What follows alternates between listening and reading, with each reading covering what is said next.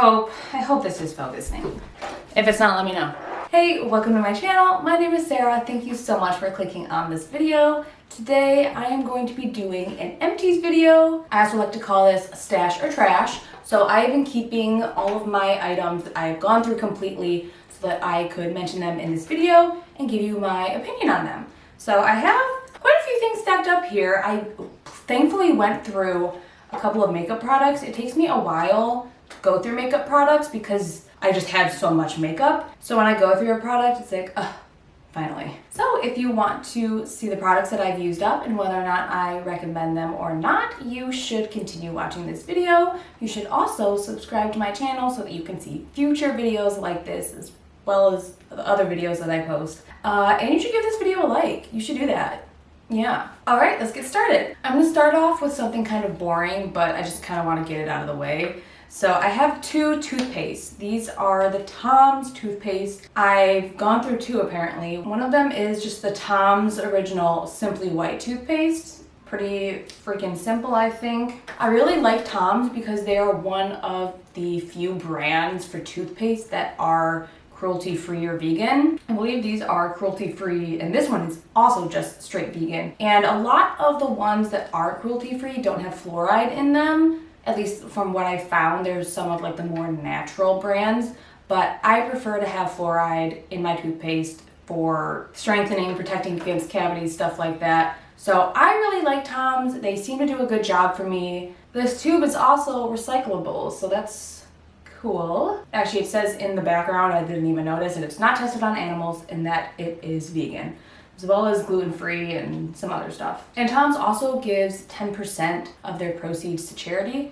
So I really like them as a brand, and it's a good option in the drugstore if you are only purchasing cruelty-free, because it's one of the bigger names that is if you don't have access to some of the lesser known brands. And the other one I have is the Tom's Luminous White with fluoride. They also have a without fluoride one, so if you're watching this for a toothpaste recommendation, make sure you get the fluoride. I like this one as well. I'm not sure if I can really say for sure if either of them are whitening. I haven't really noticed a huge difference. I don't really buy toothpaste for its whitening abilities. I used to be really self-conscious about my teeth because I drink a lot of tea and coffee, but I think my teeth are still fairly white, and I don't like the products that really whiten them and make your teeth sensitive. I can't say for sure if these whiten, but they're really good toothpaste. My breath is fresh after I use them. I would recommend. All right, next we have, I'm gonna get another pretty boring product out of the mix so that we can get to the good stuff after this. This is the Secret Outlast Sweat and Odor Antiperspirant with tea tree oil. I bought this because apparently Secret is cruelty-free. Deodorant or antiperspirants is something that I didn't even think about buying cruelty-free. I've been trying to only buy cruelty-free products for probably like the at least past 2 years from now on, but it never crossed my mind to search for that for deodorant. I decided to try out Secret because it was cruelty-free. It was okay. Honestly, I do prefer my Old Spice. I haven't repurchased Old Spice because they're not cruelty-free, but I feel like it just did a better job at concealing the odor as well as sweat. I've kind of always had issues with sweating or smelling with certain deodorants. So this did like an okay job, but it definitely didn't do as well as the Old Spice. And I just prefer the scents of Old Spice a lot more than the ones that they have for women, because they're all just like so fruity and flowery and just like really bright smells, if that's a way to describe a smell. But the ones for Old Spice, which is designed for men, are just so much better at concealing odor as well as just like smelling good in general. Like they have a lot more musky vanilla-y scents than deodorants or antiperspirants that they make for women. So honestly, I wouldn't repurchase this, I don't think. Maybe I would try one of their other lines, like this is the Secret Outlast. I know they have like Secret Clinical, Secret all kinds of sport, whatever, not. So I would be open to trying another one of their line, but as far as the Outlast line, nothing to write home about, nothing that I would really want to repurchase. Okay, next I'm going to go with this facial cleanser that I actually got on sale for $1. It was normally like $10, but they were phasing this brand out of the Meyer that is by me, so it was 99 cents. So I was like, yeah, I gotta try it. So this is the OK Chalk Chalk Purifying Gel Cleanser. This is a Korean product. It's cruelty-free, vegan. So initially, I did not really like this because you have to work with it more in order to get it to lather. Even though I know that like lathering isn't the same for all products, like you don't necessarily need it to lather up and be foamy and soapy for it to work, but I really prefer that in my products. And this does take a little bit extra work to get it to get foamy, which is why initially I did not like it. However, I decided to pull it out and start using it as a first cleanser in my double cleanse at night. And I do like it. If you work with it and like really lather it up in your hands before applying it to your face, it does do a good job of lathering up and removing makeup. It's a super gentle cleanser, so if you have sensitive skin, I think this would be great for you. If you can't use anything with like super harsh additives or active ingredients. I'm not sure if I would repurchase it for the $10. I mean, it did last a long while. Like I purchased this months ago. I can't even tell you when I purchased it, but it was a long time ago, so it definitely lasts. I just think if I were to spend $10 on a cleanser, I would want it to be one that foams up a lot easier, lathers up quicker, just as a personal preference, nothing more. If that's not an issue to you, also if you have, like I said, if you have sensitive skin, I think this would be a great option. Yeah, and I really like the packaging of the brand, so. All right, next we have the Tree Hut Vitamin C Shea Sugar Scrub. So this has shea butter, vitamin C, and alpha hydroxy acid, and says it reveals a brighter looking skin.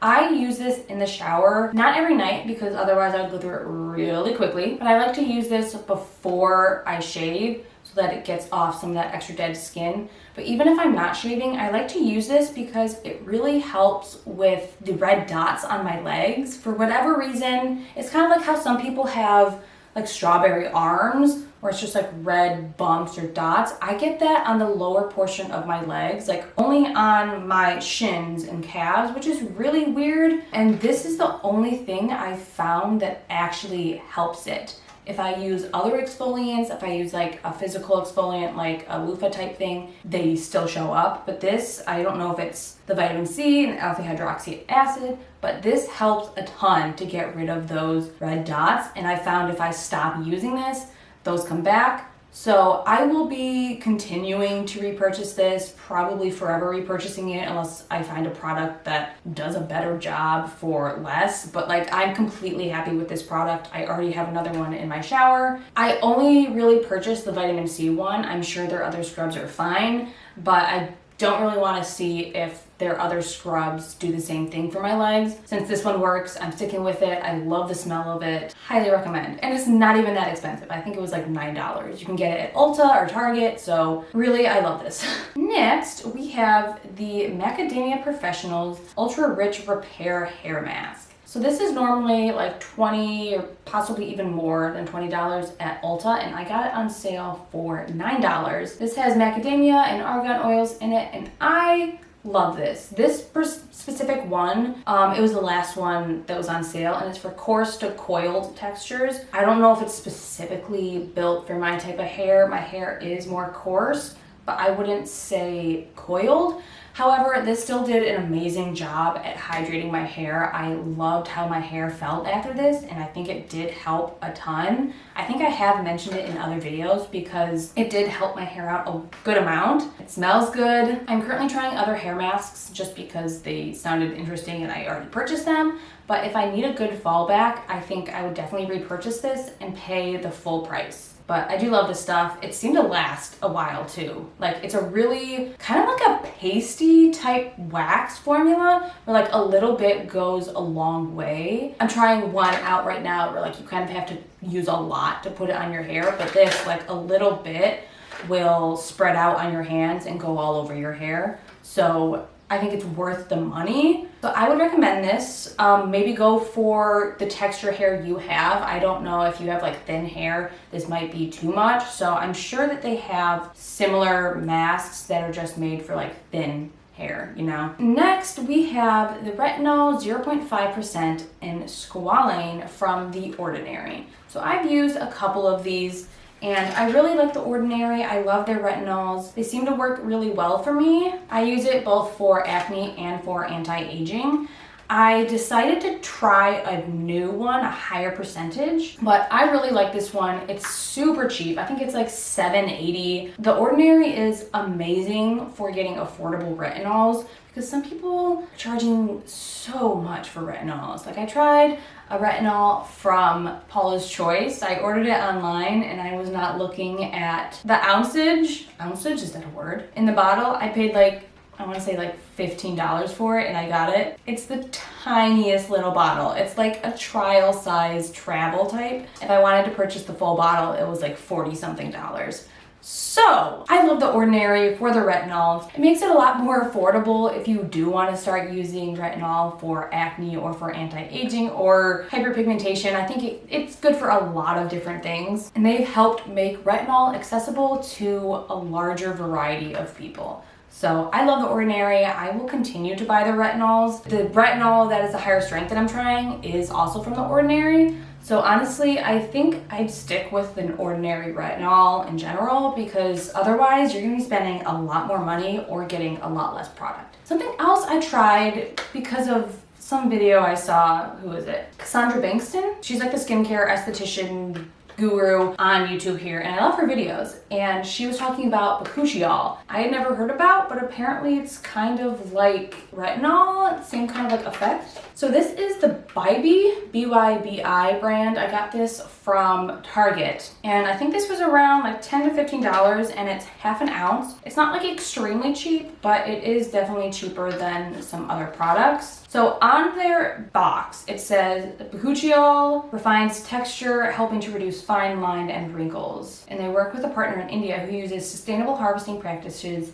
to ensure the continuous existence of the crop in the wild. So it sounds like maybe it's like a limited resource. So I started using this in addition to a retinol. I would use this in the morning and a retinol at night. Honestly, I don't know if I can say that I saw a huge difference. However, it is a smaller bottle, so I didn't get to try it for as long. Also, I accidentally dropped the bottle and like a good amount fell out, so it lasted even less time for me. I haven't repurchased this yet, but I do want to give bakuchiol another try because I feel like I didn't get to use it enough to see if it actually did anything. It even says it's a plant-derived alternative to retinol on the thing, so this is like a maybe. I think it's definitely worth a try. I need to get it again and try it, but there's just like so many different serums and products that I want to try because I have a lot of skincare issues. You can only layer so many serums before like it's just becoming ridiculous and you don't know what's actually working anymore. Getting down to the last products.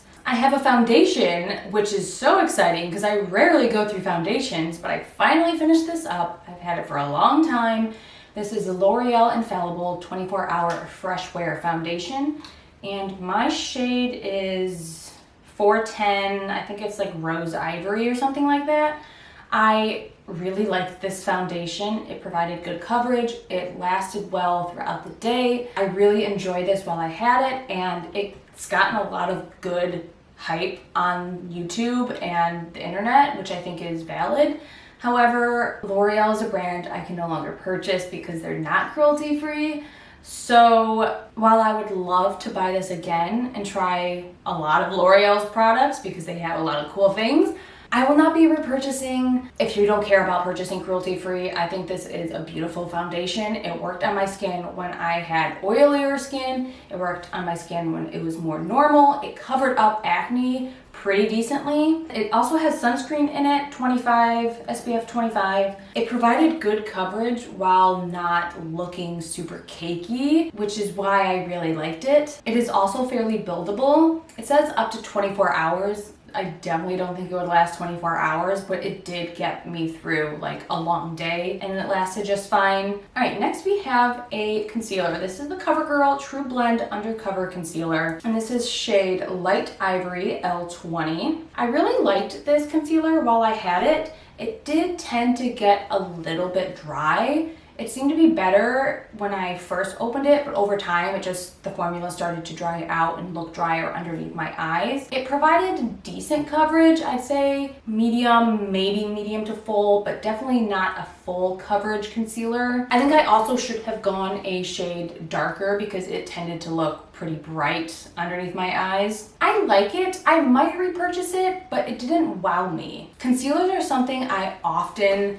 have a hard time finding a good one because I do have texture underneath my eyes, I have lines, so it's hard for me to find a concealer that actually looks good, doesn't settle into my lines, doesn't make them look worse than they are, because a lot of concealers make me look like 10 years older because of how they make my under eyes look. This wasn't horrible like that. It did tend to look a little bit drier. So if you have less finicky under eyes, I think it would be a good option. I'd be willing to try this again in a different shade maybe. Overall, I'd say it's just an okay concealer. I was kind of looking forward to it being done with because I just wanted something a little bit more hydrating. And if something's gonna like look dry underneath my eyes, I at least want full coverage, like full list coverage. One thing I will say is that I love that CoverGirl is now cruelty-free. I think they have been for a little bit, but most of the popular drugstore brands like L'Oreal, Maybelline, Revlon aren't cruelty-free.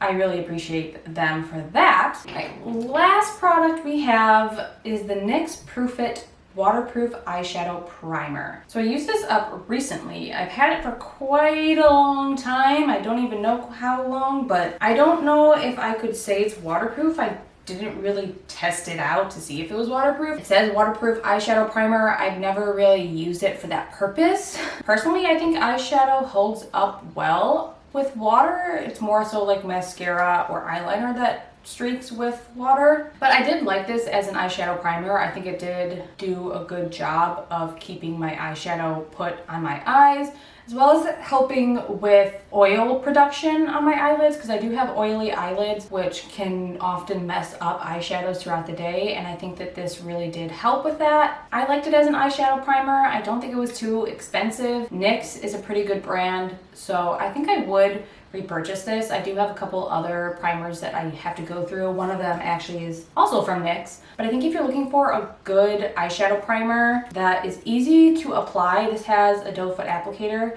Some of them come in pots or like squeezy tubes, and you have to like put them on your finger or get a brush, and I don't like doing that as often. This is easier for if you're just on the go and you just want to, do that. So yeah, I like this. I would say I would repurchase it. And that was actually the last product I had. So this is the end of the Stash or Trash. I hope you enjoyed watching this and found some products that you either want to try out or want to stay away from. If you've tried any of these products, let me know in the comments below what you think about them. If I mentioned something that I didn't like and you absolutely love it, I would love to hear that, because every product works differently for every single person. That is all that I have for today. So once again, I think you should subscribe to my channel to see more videos like this. Give this video a like because it really helps out my channel, especially being such a small channel. Every single like really does help. So thank you so much for watching. Thank you for your support, and I will hopefully see you in my next video.